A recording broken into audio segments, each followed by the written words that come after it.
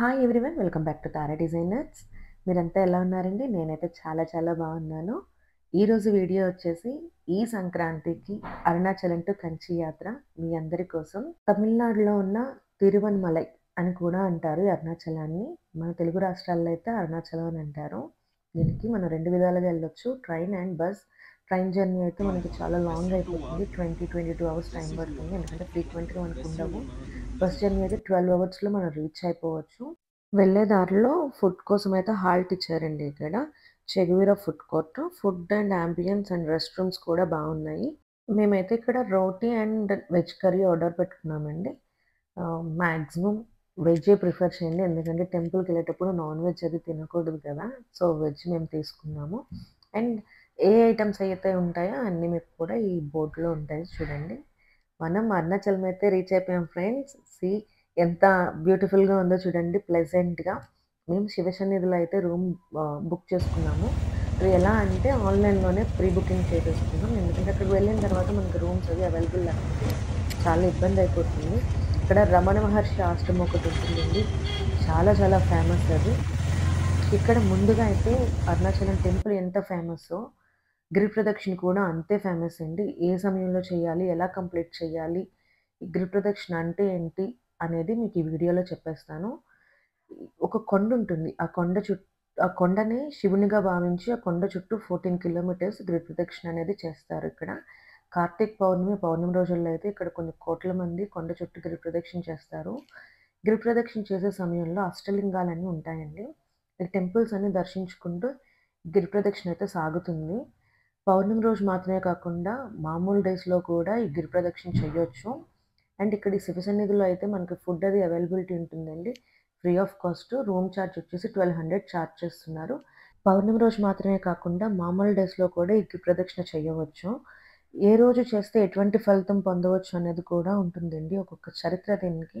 అలానే మీరు కూడా డైరెక్ట్గా వెళ్ళి గిరి ప్రదక్షిణ చేయకూడదు. ముందుగా అయితే భూతనారాయణుడు, జంట వినాయకులు, అన్నామలై, ఉన్నామలై అమ్మవార్ల టెంపుల్స్ ఉంటాయి. ఈ 3 టెంపుల్స్‌ని దర్శించుకున్నాకైతేనే స్టార్ట్ చేయాల్సి ఉంటుంది గిరి ప్రదక్షిణ అనేది.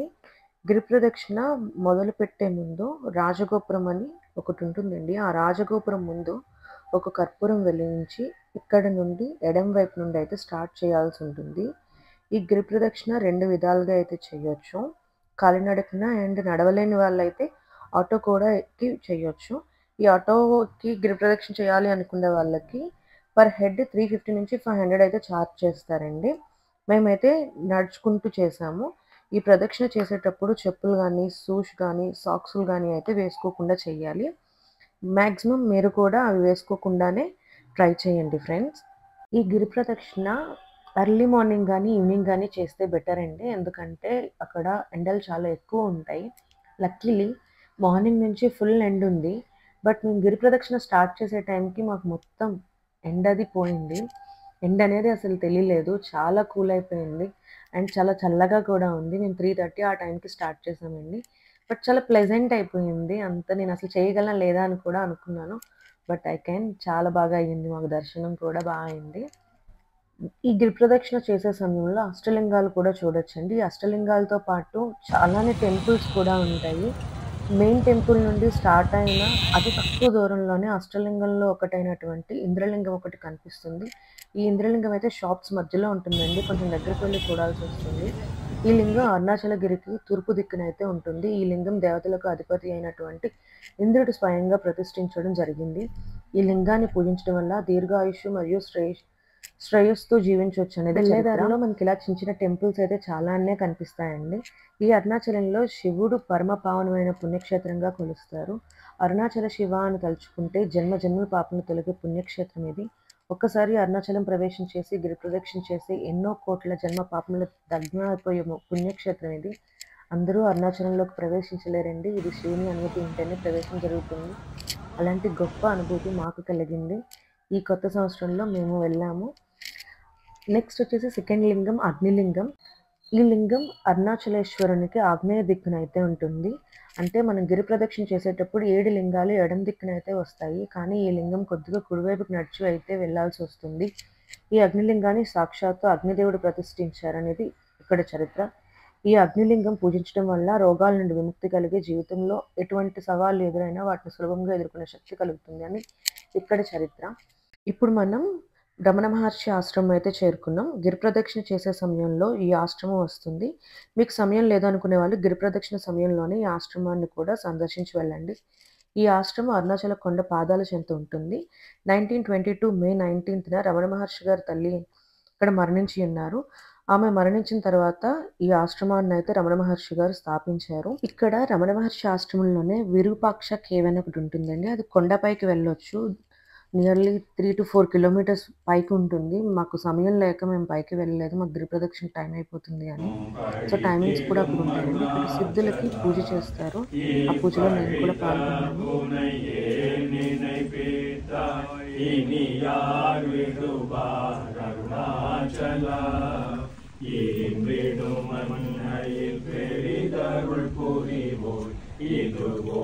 ఇక్కడ రమణ మహర్షి గారు కొన్ని జీవులకు మోక్షాన్ని ప్రసాదించడం జరిగింది. అందులో రమణ మహర్షి గారికి ఇష్టమైన ఆవు ఉంటుంది. ఆవు పేరు లక్ష్మి. అండ్ ఆ సమాధి పక్కనే కుక్క సమాధి ఉంటుంది. ఆ కుక్క పేరు జాకి, పక్కనే కాకి, జింక సమాధులు ఉంటాయి. జింక పేరు వల్లి, ఆ తర్వాత చీమ సమాధి కూడా ఉంటుంది. ఇలా ఇక్కడ ఎన్నో జీవులకు ఆయన మోక్షాన్ని ప్రసాదించారనేది చరిత్ర. అండ్ ఇక్కడ ఇవన్నీ చూసిన తర్వాత కూడా చాలా జీవులు కనిపిస్తాయండి. నెమలి ఇవన్నీ కూడా కనిపిస్తాయి. అవన్నీ కూడా మనం టైం స్పెండ్ చేసి అక్కడ ఉంటే మనకు చాలా ప్లెజెంట్ అనిపిస్తుంది. ఇవన్నీ కూడా రమణ మహర్షి గారి చిన్నప్పటి నుండి ఉన్న ఫొటోస్ అండి. యాక్చువల్లీ చెప్పాలంటే అక్కడ ఫొటోస్ అవి నాట్ అలౌడ్. బట్ మేము చాలా కష్టపడి తీసాను మీ అందరికీ కూడా చూపించాలి అని. అండ్ రమణ మహర్షి గారి సమాధి ముందు పెద్ద మెడిటేషన్ హాల్ ఉంటుందండి. చూడండి, మీరు కూడా చూస్తే ఎంతమంది మెడిటేషన్ చేస్తారో. ఇక్కడ మెడిటేషన్కి చాలామంది వస్తారు. అండ్ వాళ్ళందరూ ఎలా అంటే బ్రతుకున్నారా లేదా అనేటట్లు బొమ్మల్లా కనిపిస్తారు. అంత దీక్షగా మెడిటేషన్ చేస్తారు. అండ్ నెక్స్ట్ మళ్ళీ మనం గిరి ప్రదక్షిణ స్టార్ట్ చేసామండి రమణ మహర్షి ఆశ్రమం చూసిన తర్వాత. ఇది వచ్చేసి కుమారస్వామి టెంపుల్. ఇలా మనకి వెళ్ళేదారిలో చాలానే టెంపుల్స్ కనిపిస్తాయండి. అడుగడుక్కి ఒక్కొక్క టెంపుల్ ఉంటుంది. అండ్ ప్రతి టెంపుల్కి ఒక్కొక్క ప్రాముఖ్యత ఉంటుంది. నెక్స్ట్ వచ్చేసి యమలింగం. ఈ లింగాన్ని ఇక్కడ యమధర్మరాజు ప్రతిష్ఠించారు. ఈ లింగాన్ని పూజించడం వల్ల దీర్ఘాయుష్య కలిగి ఆర్థిక ఇబ్బందులు తొలగుతాయని ఇక్కడ చరిత్ర. వెళ్ళేదారిలో ఒక చోట గిరిపైన నందీశ్వరుడు కనిపిస్తారు. టెంపుల్లో ఆ నందీశ్వరులు ఎలా అయితే కనిపిస్తారో ఇక్కడ కూడా అలానే కనిపిస్తారు. జస్ట్ ఇదంతా కూడా మనకి దుర్వాస మహర్షి టెంపుల్ దాటగానే వస్తుందండి. చూడండి, మీకు జూమ్ చేసి చూపిస్తున్నాను. మీకు కనిపిస్తుందని అనుకుంటున్నా. నందీశ్వరులు ఎంత క్లియర్గా కనిపిస్తున్నారో. అది టెంపుల్లో శివుని ముందు ఎలా అయితే ఉంటుందో ఆయన విగ్రహం, సేమ్ ఆ కొండ మీద కూడా మనకి అలానే కనిపిస్తుంది. ఎంత అద్భుతమో కదండి. వెళ్ళేదారిలో ఇలాంటి అద్భుతాలు చాలా అన్నీ చూశాను నేను. అండ్ మనం వెళ్ళేదారిలో వాటర్ అండ్ ఫుడ్ ఎవ్రీ 2 కిలోమీటర్స్కి టాయిలెట్స్ కూడా అవైలబుల్ ఉంటాయి. నెక్స్ట్ వచ్చేసి మనకి ఇక్కడ కోనేరు కూడా చూడండి. కోనేరులో కూడా వాటర్ అయితే 10 అడుగుల్లోనే మనకు కనిపిస్తుంది. చాలా తక్కువ డిస్టెన్స్లోనే ఇలాంటి చిన్న చిన్న టెంపుల్స్ చాలా అన్ని మనకు కనిపిస్తాయండి. మొత్తం గిరి ప్రదక్షిణ మొత్తం కూడా టెంపుల్స్తోనే జరుగుతుంది. ఇది వినాయకుల టెంపుల్.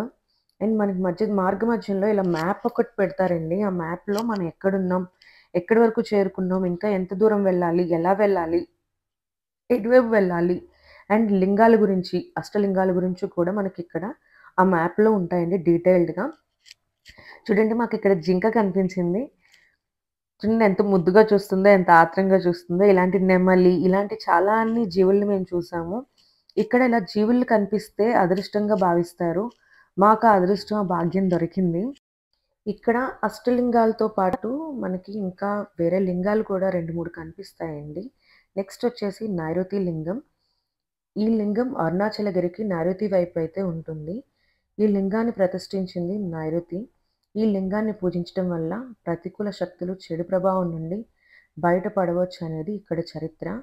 ఇక్కడ ఫొటోస్ అవి తీయడానికి అవైలబిలిటీ లేదు. అందుకని మీకు ఫొటోస్ లోపల అయితే ఫొటోస్ చూపించలేకపోతున్నాను. ఇక్కడ ఒకసారి మీరు గమనించండి, మనకి 2 కనిపిస్తాయి. ఒకటి వినాయకులు, మరొకటి అన్నామలయ్య గారు.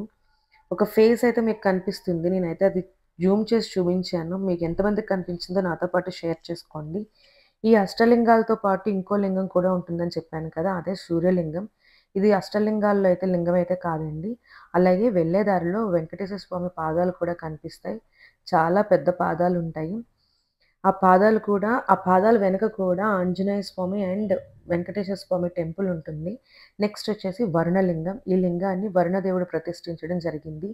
ఈ లింగాన్ని పూజించడం వల్ల అనారోగ్యం, నీటి సంబంధిత వ్యాధులు కూడా ఇక్కడ నయమవుతాయని ఇక్కడి చరిత్ర. జస్ట్ పైన మాత్రమే చూపిస్తున్నా. ఇవన్నీ కూడా మనకి ఎలా ఉంటాయంటే గిరి ప్రదక్షిణ టైంలోని ఇవన్నీ దర్శించుకొని వెళ్ళాల్సి ఉంటుంది. మధ్యలో కొంత అలసట వచ్చేసిందండి. సో అందుకే కూర్చున్నాను. కాలు పెయిన్ వచ్చింది బాగా. సో అందుకనే కూర్చొని ఒక్క 5 మినిట్స్ జస్ట్ రిలాక్స్ అయిపోయి మళ్ళీ స్టార్ట్ చేసేసాము. నెక్స్ట్ వాయులింగం. అరుణాచలగిరికి వాయవ్య దిశగా ఉంటుంది. స్వయంగా వాయుదేవుడు ప్రతిష్ఠించడం జరిగింది. ఈ లింగాన్ని పూజించడం వల్ల గుండె, ఉదరకోశ జబ్బులు, ఊపిరితిత్తుల సమస్యలు ఉన్నవారు, అలాగే సాధారణ ఆరోగ్య సమస్యల నుండి ఇక్కడ నయం అవుతాయని చరిత్ర. నెక్స్ట్ చంద్రలింగం.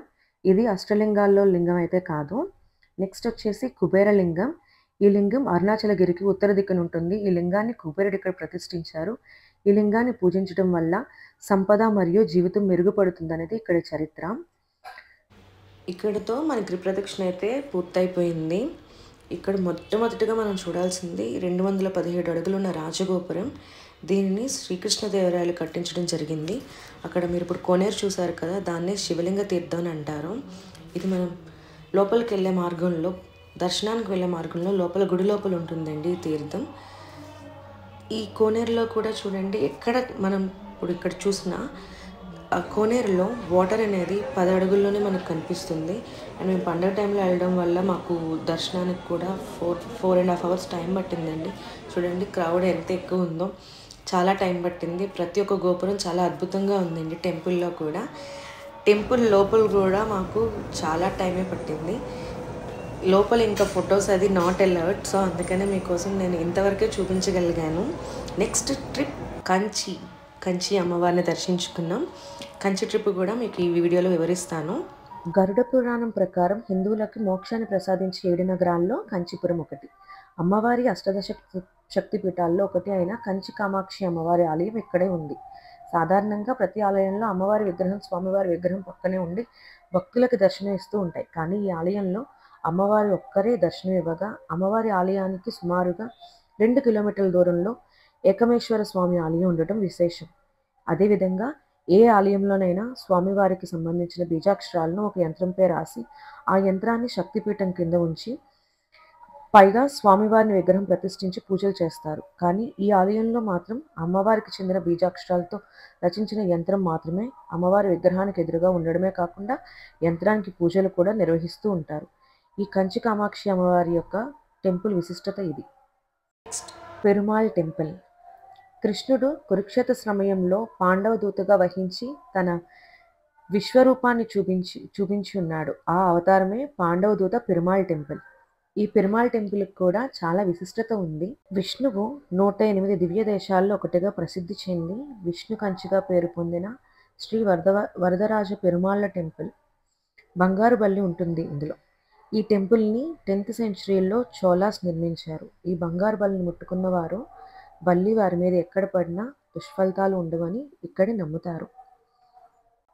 కంచిలో కూడా చాలా టెంపుల్స్ ఉన్నాయండి చూడడానికి. బట్ అవన్నీ నాకు టైం లేక నేను చూడలేకపోయాను. దానివల్ల మీకు వీడియోలో కూడా నేను చూపించలేకపోయాను. తమిళనాడుని టెంపుల్ స్టేట్గా ఎందుకు నిర్ధారించారో ఈ యాత్రలో నేను పూర్తిగా తెలుసుకున్నాను. It's a very beautiful place and ritually చాలా చాలా ప్లెజెంట్గా ఉంటుంది. అండ్ మనశ్శాంతి కోసం అరుణాచలం ఈ కంచి యాత్ర నాకు చాలా మంచి అనుభవాన్ని ఇచ్చింది. నిజంగా ఈ కొత్త సంవత్సరంలో నేను స్టార్టింగ్లో అది సంక్రాంతికి నేను ఇంత మంచి ప్లేస్కి వెళ్ళడం నా అదృష్టంగా భావిస్తున్నాను. ఈ ఆపం అయితే నేను కంచి స్పెషల్ కంచిలో తిన్నాను అండ్ కంచిలో షాపింగ్ కూడా కొంచెం చేశాను. మన వ్యూవర్స్ అందరికీ ఆ శారీస్ చూపించడానికి కంపల్సరీగా మీకు వీడియో పెడతాను. నెక్స్ట్ వచ్చిన తర్వాత మాకు 17th ఎర్లీ మార్నింగ్ ఫ్లైట్ అండి. సో అందుకే 16th నైట్కే మేము చెన్నై రీచ్ అయిపోయాం కంచి నుండి. నైట్ అక్కడ స్టే చేసి నైట్ చెన్నై కూడా మంచిగా ఎంజాయ్ చేశాను. నేను నైట్ మొత్తం ఎంజాయ్ చేశాను చెన్నైలో, టైం లేకుండే. సో అందుకే నైట్ నిద్రపోకుండా ఎంజాయ్ చేశాను. 17th మార్నింగ్ ఎర్లీ మార్నింగ్ 5:30కి మాకు ఫ్లైట్. సో 4 o'clockకి మేము చెక్ ఇన్ అయిపోయాం. అక్కడ ఒక పెద్ద సీన్ జరిగిందండి. నేను ఆధార్ కార్డ్ మర్చిపోయాను. ఆధార్ కార్డ్ లేకపోతే లోపలికి పంపించనన్నారు. సో అప్పుడు డిజిలాక్ ఒకటి ఓపెన్ చేశాను. డిజిలాక్ ఓపెన్ చేసి నా ఆధార్ కార్డ్ డౌన్లోడ్ చేసుకున్నాను. చాలా సింపుల్. మీరు కూడా ఎప్పుడైనా మర్చిపోతే డిజిలాక్ ఓపెన్ చేసి ఈజీగా డౌన్లోడ్ చేసుకోండి. Not only Aadhaar card, PAN card, driving licence, ఎలాంటి ఓటర్ ఐడి కార్డ్, ఎలాంటి కార్డ్స్ అయినా కానీ కూడా మీకు అందులో ఓపెన్ అయితే జస్ట్ కాకపోతే ఆ నెంబర్ ఐడి గుర్తుండాలి మనకి. సో ఆ విధంగా ఓపెన్ చేసుకొని నేను నా ప్రూఫ్స్ అవి సబ్మిట్ చేసుకొని నేను చెక్ ఇన్ అయిపోయాను. మా ఫ్లైట్ కూడా స్టార్ట్ అయిపోయింది. చెన్నైలో పాండురంగ టెంపుల్ అని ఒకటి చాలా అద్భుతంగా ఉంటుందండి ఆ టెంపుల్ కూడా. బట్ అది నేను మిస్ అయిపోయాను, లేట్ అయిపోయింది కంచి నుంచి వచ్చేటప్పటికి. సో నెక్స్ట్ టైం అయితే కంపల్సరీగా నేను విజిట్ చేస్తాను. మీరు ఎవరైనా చెన్నైలో ఉంటే కంపల్సరీగా విజిట్ చేయండి. చెన్నైలో మెరీనా బీచ్కి కూడా వెళ్ళాము. అక్కడ జయలలిత, ఎంజీఆర్ మెమోరియల్స్ అండ్ అన్నాదొరై, కరుణానిధి గారి మెమోరియల్స్ కూడా చూశాను. ఈ విధంగా అయితే చెన్నైలో ఎంజాయ్ చేశానండి. నెక్స్ట్ మన హైదరాబాద్ రీచ్ అయిపోయామండి, రాజీవ్ గాంధీ ఇంటర్నేషనల్ ఎయిర్పోర్ట్. ఈ విధంగా అయితే మా సంక్రాంతి మేము జరుపుకున్నాం. మీరందరూ ఎలా జరుపుకున్నారో నాతో పాటు షేర్ చేసుకోండి. అండ్ మర్చిపోవద్దు, ప్లీజ్ సబ్స్క్రైబ్ అవర్ ఛానల్. ఇన్స్టాలో కూడా ఫాలో చేయండి. త్రూ అవుట్ ఇయర్ మన దగ్గర స్పెషల్ ఆఫర్స్ ఉన్నాయి. ఫర్ మోర్ డీటెయిల్స్ కోసం డిస్క్రిప్షన్లో నెంబర్కి కాంటాక్ట్ చేయండి. Thank you so much for watching.